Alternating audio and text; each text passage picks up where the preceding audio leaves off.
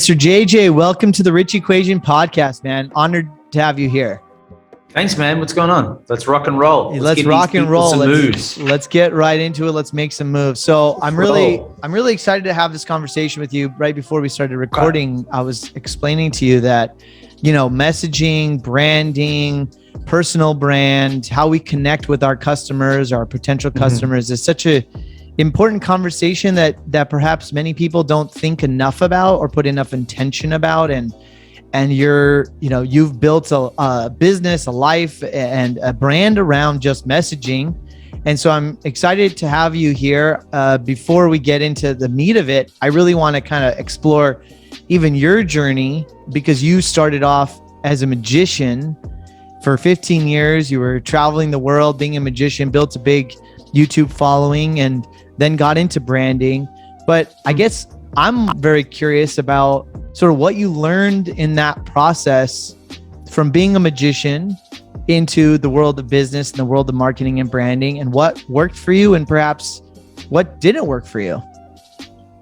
Well, yeah, man. Well, 16 years ago, I jumped into the space of entertainment and, doing one thing that I teach others to do now, like self-promote, right? Helping people to show them how to market, how to get attention, how to get people to notice them, how to stand out, how to get booked, whether it's getting booked for an event with Citibank or getting a client from a lineup of agency proposals. But, at the end of the day, back when I first started, I never got into it because I wanted to do what I'm doing now. I wanted to be an entertainer, but I didn't have an agent or a manager. We didn't have the LA vibe, born in Sydney, Australia. We didn't have that. So it was a lot of self-management and a lot of self-learning and self-discovery. So with that, you had to learn the hard way, but the thing is, when you keep doing it and you keep seeing it's working, and I kept going to different countries and testing that same strategy, I just kept doing it. Whether I was in Sydney or Singapore or Hong Kong or Europe, So it was really fascinating. Now that I play the game of selling people, the same strategies still apply. We just have tools to get us there faster, but the same core essentials apply. And you are out, you've really mastered the media game, meaning, and you talk about this in your content about, how we get in front of big media and make, be more prominent there. But I want to ask, not big media perhaps is not made for everybody, but do you still get nervous getting in front of those channels and getting on stage, and how you deal with that both in preparation and dealing with those nerves? I don't get as nervous like most people get nervous. Nerves are good because it keeps you on your game. Right. So, it always gets harder though when you go into a situation when you don't know what to do. And, like anything, I feel my whole life, I've always put myself in position so I can skill up. So it doesn't matter whether you put me on a podcast, a television show, a stage of 5,000, I'm going to know what to do. I'm going to know how to play the game, And I think coming back to the question you asked me before we press record, what are some things that people that don't ask me that they should? They should be asking more questions like, how do I play the game? Yes, let's do it. Not how do I write? Yeah, well, not how do I get this, or how do I do this, or how does this happen? I'm like, how do I play the game for me to get to this goal? Because when you have that mindset behind it, it's a different thought process for you. You're not taking it personally and emotionally. You just understand this is how you need to get to here. For example, let's say we're in a room, and those rooms where there's escape rooms, right? Right. You ever been to an escape room? Yeah, of course. Right. And then they say, okay, you need to take this mug, you need to take this vase and this umbrella. And the only way you're going to get through to the next level is you have to dissect the umbrella and make it hang. I'm just going off the top of my head, right? Make it hang. But this is super heavy. Now, when you get told the puzzle, you're like, okay, I need to go figure this one out. You don't care about the umbrella. You don't care about the vase. You just care about getting out, right? So the point of where I'm going with this is that too many people are taking it way too personally on what they're doing and how the whole process. You mean like how they feel, how they show up, what are the issues, whether the audience is going to be receptive? It's not important. What's important? What's important is you understand the right way of how to play the game. Okay. And the biggest thing, especially in personal branding, is like your ego is going to get hurt the most and the first thing. Because it's not about talent. It's not about looks. It's not about skill set. Sorry, not about talent, looks, best landing page. It's not about this or that. It's about attention. It's about marketing. It's about more trust than the next guy if they keep seeing you. So a lot of people get wins, man, not because they're the best. You ever seen someone in your space, you're like, dude, this guy's terrible. This person is a terrible speaker. This person has the worst copy on the landing page. Yeah, but he's playing the game. He plays the game to get his product or service or terrible landing page, but good enough in front of the right people at the right time when they need it the most. But you're sitting back and trying to figure out the copy that you've been doing for 14 weeks and you haven't sold a product. You haven't gone on the phone. I love this. So is part of playing the game taking a lot of swings or at least getting on the base? What do you mean?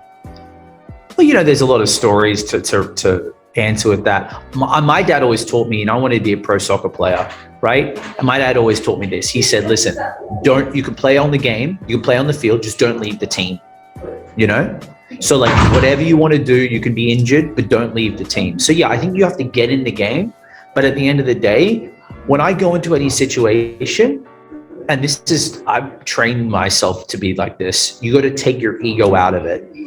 You got to realize it's not got nothing to do with you, right? For you, listen to this, right? For you to listen to me right now, what do I have?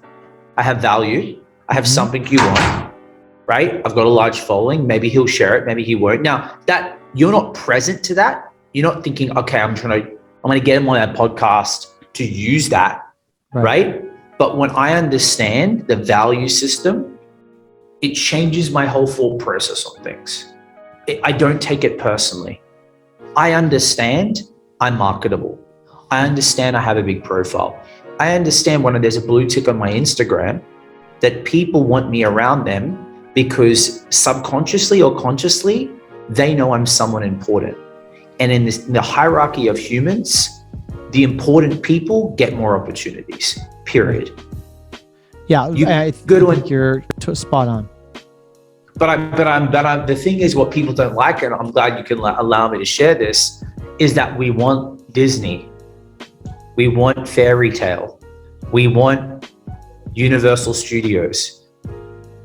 We want the light. We want the dreamy. We want dreamy. I get it.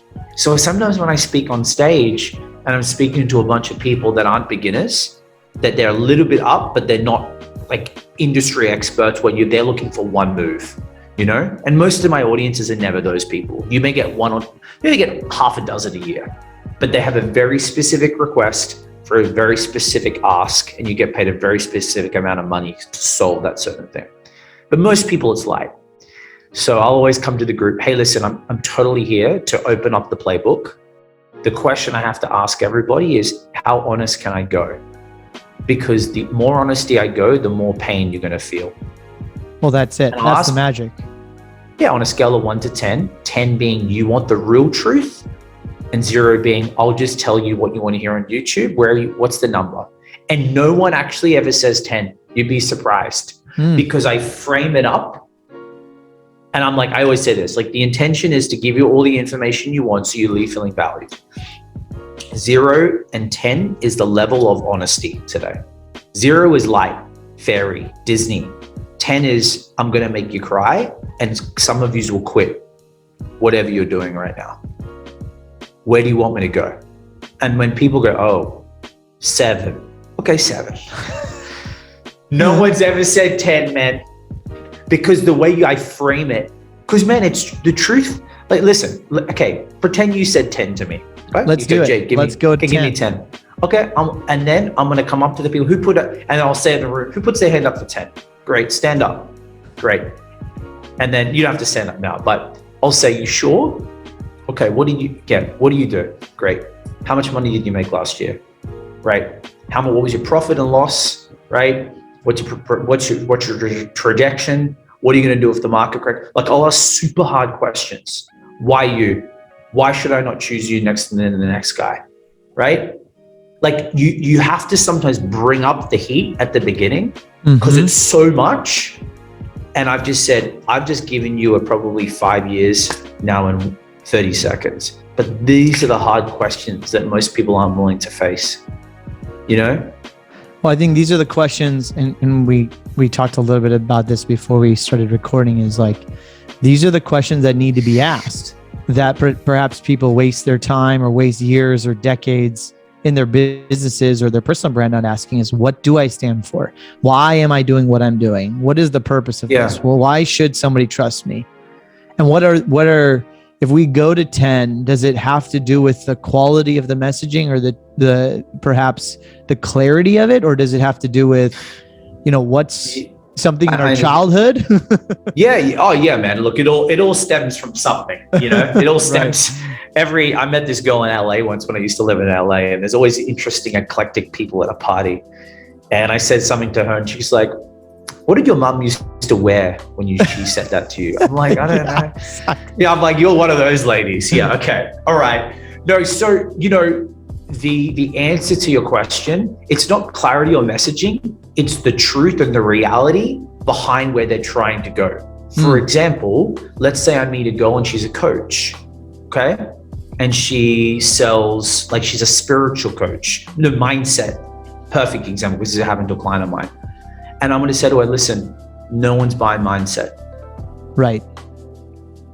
And you let that sink in and you see how she's going to respond to that feedback. It's not negative. It's not positive. It's just perspective, but it's usually it's out of playing the game. No one's buying mindset. Well, Jay, people need it. No one's buying mindset. It's not sexy. No one ever wakes up and goes, I need mindset training. No other guy goes, I need confidence training to improve with women because I need to be more of a man. No, I need to go get a dating coach and learn the 3 best lines to pick up her up at a bar. I need to get the Lambo. Tactics. But what they realize is you don't get the tactics until the core is in place.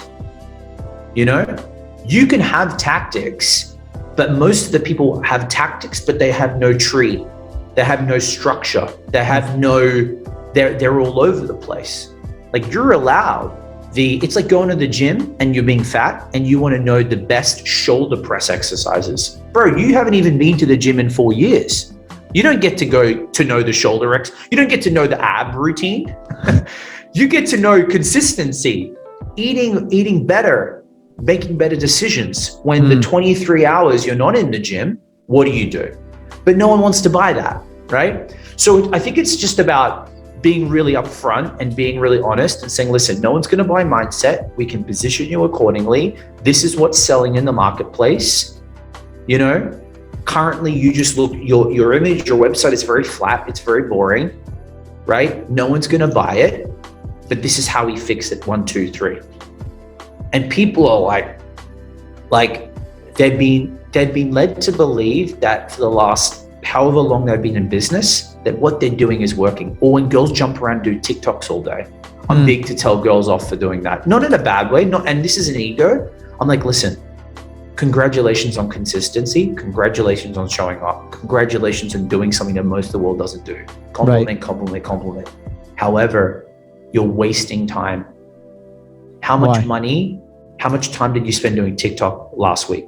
4 hours a day, 4 days a week. That's 16 hours. How much money did that produce for you in the last month? Exactly. Right. But it gave me views. Views don't close deals. You close deals. Stop buying the ebook from the girl that made 10 grand a month doing TikToks. I know who that girl is, within context. Sure. I know the people selling those things. They did that alongside ads, alongside verification, alongside good. They know how to get on the phone. It's a whole complex, but we only see it like this. This is the problem. Talk to me about trust, because how much is, we talk about the foundation, and a lot of people, is this a misconception or not? I guess is the question is, a lot of people can think that trust is what you're trying to build, right? Keep putting posts out there, keep putting things out there to create trust, and trust will then ultimately transact. Right. Blow that up for me. So do I feel like people need more trust, or that's what people are being? I don't look. I'm asking you a question before I let you finish, but do people really ever wake up and go, I need more trust? It sounds, that's what I say, but no one really asks that, do they? Meaning, do people need to trust me more? Like, oh, I'm going to wake up today and build more trust. Yeah, no, I've never heard anyone say that. No, yeah. I think it sounds good on stage. It sounds cool on stage. I say because it sounds cool. Well, even the word trust me is so overrated, right? Like people, you hear that still all the time, that trust me. I think what I'm curious about is we're still in a society where, you talk about this as people buy products from people or brands, not the company. And so we're always trying to build attention to build more trust. And are we focusing on authenticity to build the trust, or just maybe opinion that perhaps aligns with other people? Or is it about like, what I guess, to cut through the crap, is what are the secrets, or what are the shortcuts? I hate to use that word, but what are the ways to build how do you fast track more? Yeah, like how do we build trust more effectively? So I'll tell you what I've learned this now. My problem I have is not a trust issue anymore, right? Like, okay, when you came to my profile, did you feel like, need to trust this guy a little bit more? No, you saw it. Now your level of risk tolerance, right? Because that's what it is. Because risk of like, do I take the chance tolerance? My profile, I've got a lot of followers. I'm verified. I don't know what else you looked at. Did you look at all the podcasts I've been on? Yep. So I'm vetted, right? Yep. So this guy's everywhere, right? Now, but then you started following me a little bit, like you watched me a little bit. Okay, what do I stand for? What do I think about? Do I like the guy? Do I not like the guy? Interesting though, how you did that, right? Like with the profile that I have and the stats that I've got, you still wanted to connect with me. I don't know, was that true or not? Yeah, of course. And I think that's true, right? Right. So to where I'm going with this, I'm at a point now where trust isn't a problem I get from people. It's not like, I need to look around. My problem is I need to get my face in front of more people. That's my problem. So to what you're saying, I think it's a bit of both. Like to give people some tactics though, trust elements, being an expert always helps because people then know they can come to you with the pain or problem, right? You don't even need to be overly a crazy expert, because you got to remember, most people don't have the knowledge we have being in the space. Most people know 2 or 3 people that do the same thing in their life. Right. How many realtors I live in Miami, and obviously I help realtors, so I know a ton. But I was thinking about this morning because someone's like, hey, do you know of a realtor? And I went, what a great question, because I have access to 100. Who comes to mind straight away? That's what okay. So like 3 or 4. Who comes to mind? Who do I trust? Who would get the job done? Right. So I think being an expert, having testimonials are a huge win for me. Huge win. Because I talk a lot, and I know I do, but no one's ever said to me, Jay, you don't do what you say, and I can't not see it. Right. So people can see what I'm doing. People can see the way I communicate. And then the final straw of that is they want to know that you're a real person, because we see this glitz and glamour on Instagram or Facebook or websites or speaking. So when you come down and have a conversation with you, people want to know like, oh, he's a normal guy. He's a down to earth guy. And I get that a lot.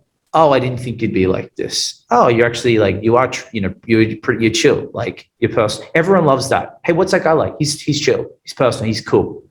We all Well, know I think that's like a, go ahead. Sorry. no, I was going to say like, that's an overarching worldly comment that everyone knows. Thumbs up. Well, I think that before I was more public on social media, like I would think about what is my life or what does my brand look like? And I think most people would identify that your brand is your resume and maybe your company's website. That's it. You're nowhere else to be found. And the other thing is that it takes a lot of time, right? So you didn't start 6 months ago and all of a sudden have the following. You showed up, took hundreds and hundreds and hundreds of swings over a long period of time. Yeah. But now, right? Like you talked about the persistency, but now it does help to create this presence in multiple facets that does manifest opportunities, right? Whether it's candidates for work or employees or clients or brands or whatever, and then to ultimately build trust to transact. And I don't think enough people or businesses or even personal brands think about that until they get on social media. And the second thing I'd love you to talk about in your journey is, and again, for me, like this podcast and my social media journey has been short in relative terms, but I've been so surprised about the authenticity that you can build online. And I think a lot of people still have this perception, like you just mentioned, that, oh, well, Jay's this hot shot and he's big and like, but then you get to meet people and they're like, you have no reason to be on this podcast. You're a busy guy. You have plenty of things to do. And yet you said yes. And so there's still this authenticity that I experience online that is really, really fascinating. And I don't think enough people are tapping into it. Yeah, no, thank you, man. Yeah, look, I know what it's like, you know what I mean? Because we all have different levels of people we value, or we go, they would never talk to me, or this or that. But most people aren't. There are some obviously crazies, right? And then here's the playing the game too. You got to also take people out of the bubble that you see them in as well. Obviously, if they're on stage, Brad Pitt's probably never going to be cool with you when he's on like movie role or like when he's on stage. Yeah, but if you're just chilling with him in a bar, he's a human too. Probably going to be a human. Yeah. So, people forget. The problem is that it hasn't outweighed, because people are still getting business and work with doing the same thing they did in the 90s, right? Of course they will, because there's supply and demand. They've been in the game. People like to go to they know. But the people like me and my clients who know how to play the game, we can't do enough, because we know, we've seen the virus, we've seen the effect of going on a podcast like this, right? Doing it over and over and over again, taking the content, putting it on social, running it, right? Yeah, the benefit of the play. Yeah, but I see the long-term play. Right, yeah, that's right. I keep telling people, are you in this today or you're in this forever? And if you want to start bringing in the Benjis, the money, you need to be doing the moves here. So in 3, 6, 9, 12 months, and you stay consistent with it, that you can't lose. I've seen it firsthand. I've had people call me and be like, yo man, I've been watching you for a year. Hey, I want to get help. Like, cool man, like this is what we got going on. Yeah, cool. How do I send the money? 15-minute conversation. Yeah. And this isn't like a $200 deal. It's a 5-figure, 6-figure deal.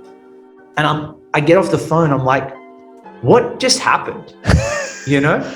Like, you sometimes before a sales call, you're like ready to go, all pumped, like I'm ready for I'm ready for every objection. I'm ready for like to take him down, within context, right? But it's like this conversation. It's like, cool, man, like this is how it works.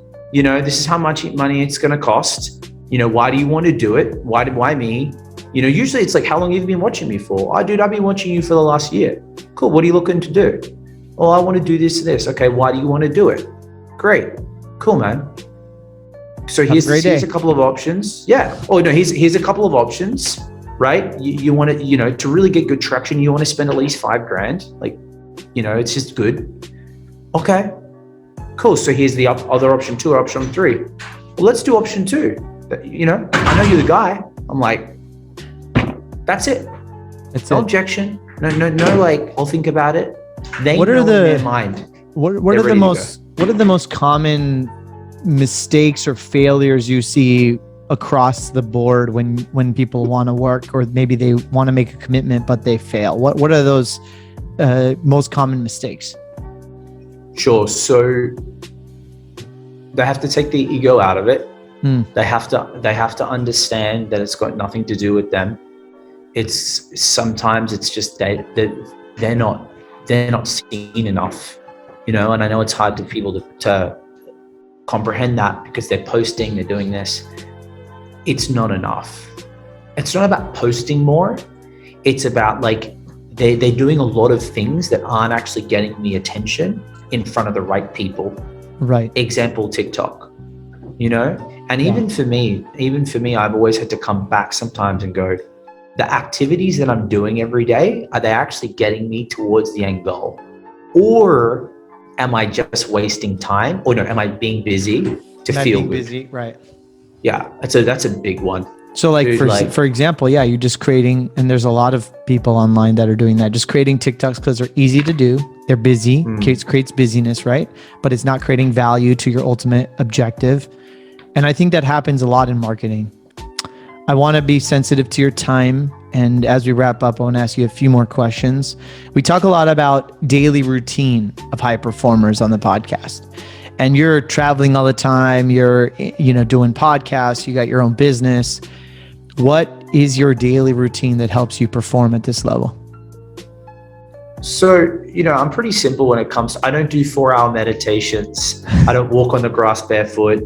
I don't, do yoga, drink green tea at a certain temperature. There's a buddy of mine, his book's over there. His name's Craig. And he came out to the market and broke the whole 4-hour get into the workday thing. Cause he's like, people wonder why they're lost all the time.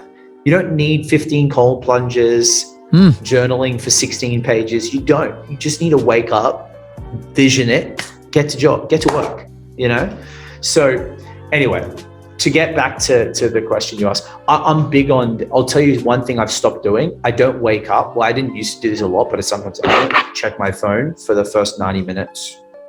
I don't need to. It's my time, because I wake up and I'm not here to bring other people's problems into my world. Into your life, yeah. Me first.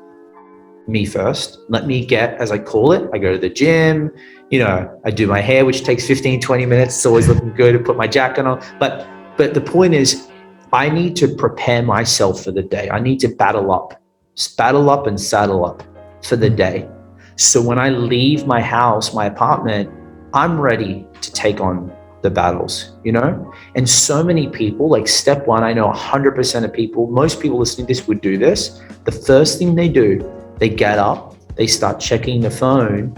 Now they're getting hit with all of the problems of other people's problems. It's just programming you. Yeah. Well, and now you're in the state of defense. Yeah.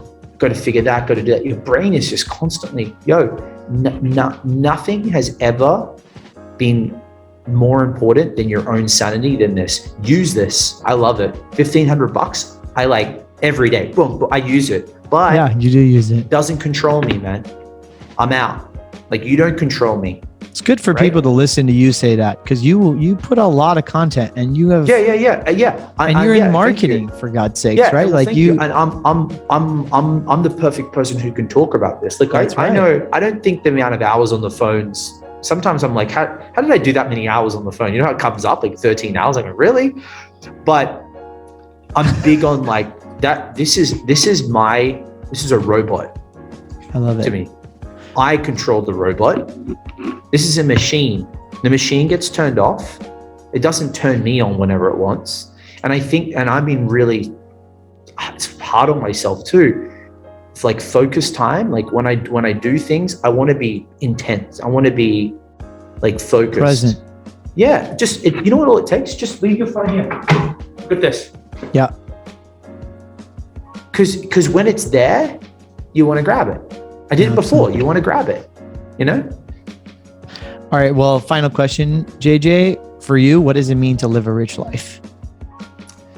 For me, to live a rich life is to wake up and do whatever I want, whenever I want, with whoever I want, anytime I want. And to me, that's the life, because creatively, I can just be me and do me. I love it. I really sincerely appreciate you doing this and dropping some knowledge and heat. And, one day I'm going to have to spend some time and get the 10, and maybe you can make me cry and we can go deep. But people, I think I live in America, man. I got to get people to sign a waiver for that. Yeah, exactly. Well, I honor you and keep putting out great content for people, and really appreciate it, man. Have a great day. Of course. Thank you for having me. Thanks.